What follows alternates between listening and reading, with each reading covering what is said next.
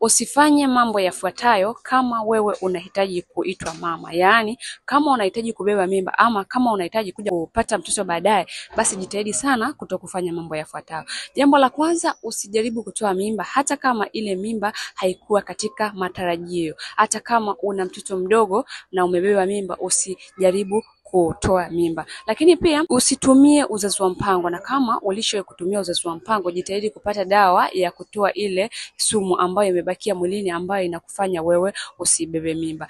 Jambo lingine, jitahidi sana kuweka homoni zako zike sawa. Hakikisha hedhi yako inakuja kwa wakati, lakini pia jitahidi sana kuondokana na maambukizi katika via vyako vya uzazi kama vile PID, UTI pamoja na fungus. Lakini kama ulishawahi kuambiwa mirija yako imeziba, jitahidi upate dawa kwa ajili ya kusafisha ile mirija yako uweze kubeba mimba kiurahisi. Ukifanya hayo, itakuwa ni rahisi sana wewe kubeba mimba na kupata idadi ya watoto wale ambao unawahitaji. Naitwa Madam Bahati na nibahatika kuona video hii.